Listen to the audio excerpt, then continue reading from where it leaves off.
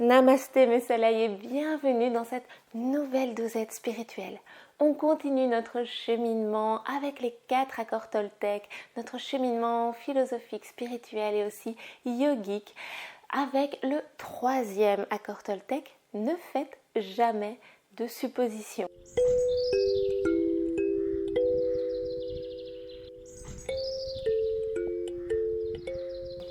C'est hyper difficile à appliquer comme accord Toltec, je trouve. Ces accords Toltec sont très simples de par leur formulation, de par le principe qu'ils nous amènent, mais ils sont aussi extrêmement difficiles à appliquer parce que il s'agit un petit peu d'aller déconstruire tous nos schémas de pensée et en particulier nos pensées sur ce que les autres pensent, disent ou font. C'est extrêmement difficile de s'en tenir vraiment aux faits, parce que les faits, qu'est-ce que c'est? C'est ce que nous avons perçu avec nos yeux, nos oreilles, nos émotions, notre passé, nos souvenirs. Et tout ça crée une sorte de prisme qui déforme naturellement, sans qu'on puisse rien y faire, notre pensée. Et donc derrière, une fois que la pensée arrive, c'est un travail vraiment très important de déconstruction de ces schémas de pensée. Le sens qui est donné à chaque événement qui arrive est forcément biaisé par notre histoire personnelle.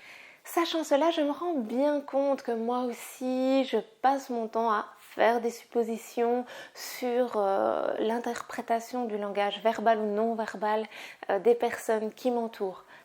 Petit exemple, en passant, la semaine dernière, avec mon mari, il est descendu de sa journée de télétravail et il m'a pas embrassée. Et là, je me suis dit, mais en fait, qu'est-ce qu'il a? Il m'en veut.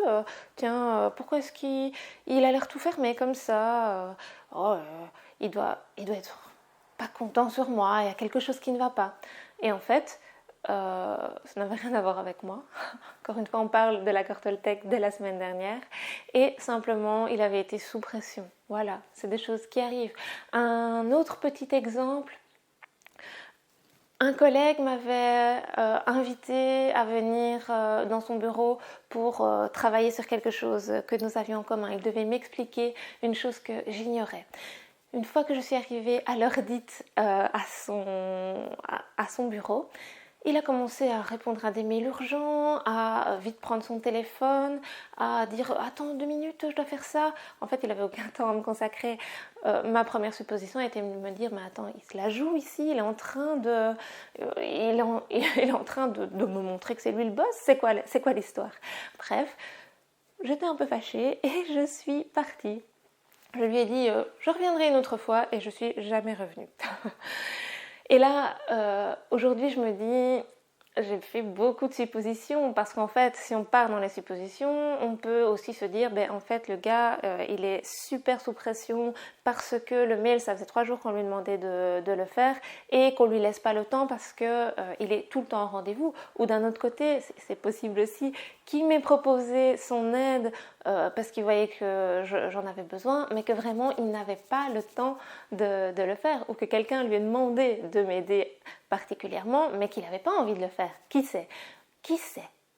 Qui sait? C'est ça justement la question. On ne sait pas ce qui se passe dans la tête des gens, à moins d'aller faire la démarche de vérifier. C'est là où je voulais en venir. Une fois qu'on a cette supposition qui nous vient en tête, on a 2 choix possibles. Premier choix, on accepte qu'on ne saura jamais. Et on vit en bienveillance avec ça. Je ne saurai jamais ce qui se passe dans la tête de mon collègue parce que, soyons clairs, je ne vais pas aller lui demander pourquoi est-ce qu'il m'a pas très bien reçu. Ça, c'est une chose. Deuxième hypothèse, on peut aller vérifier ce qui se passe, se demander ok, j'ai l'impression que c'est comme ça, mais qu'est-ce qui se passe dans ta tête à toi? Et c'est ce que j'ai fait dans l'exemple avec mon mari. Je lui ai demandé qu'est-ce qui se passe. Il avait été sous pression par rapport à ses réunions et entre l'étage et le rez-de-chaussée, il n'avait pas encore eu le temps de redescendre au niveau émotion. Mais voilà, une fois qu'on a vérifié tout de suite, c'est une autre question. Donc j'en viens encore une fois à vous proposer un petit exercice peut-être pour vous permettre un petit peu de voir l'arbre des possibles quand vous commencez à aller dans les suppositions, quand vous sentez que vous partez comme ça. faites-le peut-être une seule fois pour vous imager la chose. Prenez une feuille et dessinez un arbre. Et sur cet arbre, chaque branche que vous allez dessiner sera une raison possible, de la plus terre à terre à la plus farfelue. Imaginez au moins 10 raisons possibles pour que cette personne ait réagi de cette façon-là, de la plus positive à la plus négative. Je ne vous demande pas de choisir une raison possible, simplement de vous rendre compte qu'il est vraiment possible que ça n'a rien à voir avec vous et que les suppositions que vous vous faites n'ont absolument rien à voir avec sa réalité.